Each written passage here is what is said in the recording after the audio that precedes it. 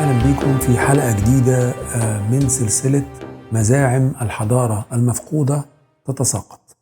دي سلسلة أنا ابتديتها من شهور فاتت وقدمت فيها الكثير من الحلقات.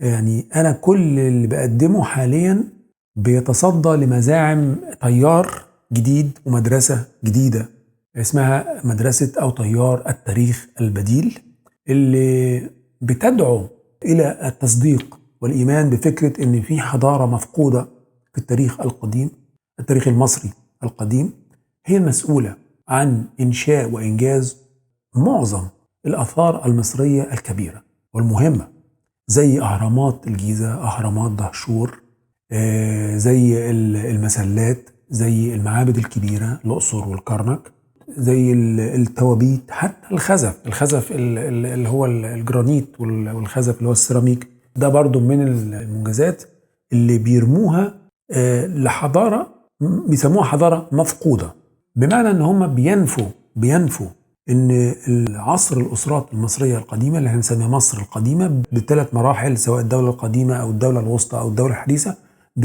بيسحبوا الثقة من هذه الفترة، من هذه الأسرات بيسحبوا منها الثقة وبيتهموها بالاستيلاء على هذه الآثار اللي بترجع إلى ناس تانية ومرحلة تانية وحضارة تانية متقدمة تكنولوجيا ومفقودة في التاريخ البعيد.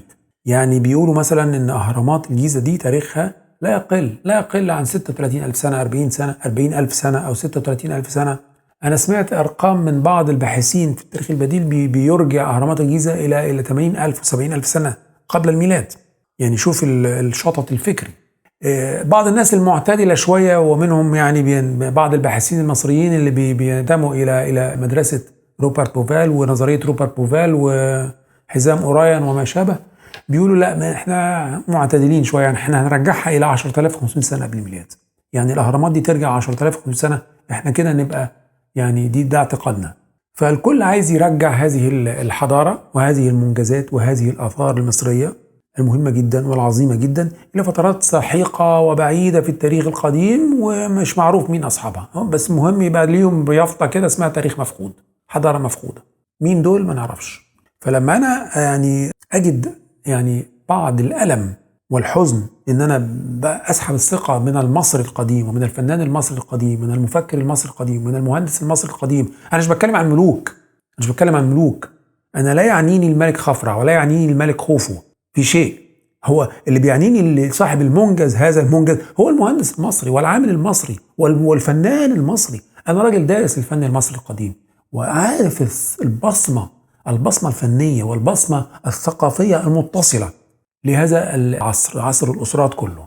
فأنا ما عنديش أي شك في انتماء هذه المنجزات إلى الفنان المصري القديم والمهندس المصري القديم والعامل المصري القديم.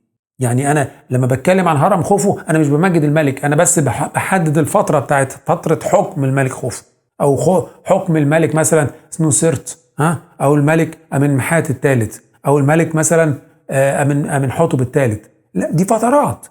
إنما أمنحتب الثالث مش المسؤول عن المنجزات العظيمة مثلا اللي بنشوفها في الأقصر. الفنان المصري القديم. فأنت بتسحب الثقة من الفنان المصري القديم، بتسحب الثقة وبمنتهى القسوة من العامل المصري والمهندس المصري، وترمي كل المنجزات اللي تعبوا فيها ديت، بترميها لفترة سحيقة في التاريخ القديم، وتقول والله دي ناس ما نعرفهاش، ناس يعني حضارة مفقودة. فلما أنا أقول يعني حتى ده عيب، يعني يقول لك ما أنت زعلان ليه يا دكتور أشرف؟ ما برضه مصريين يعني أنا برميها كده لسين من الناس، يقول لك مش مشكلة مصريين، يعني ما هم برضه مصريين مش مشكلة. مصريين مين يا مصريين مين؟ أنت بترميها إلى المجهول،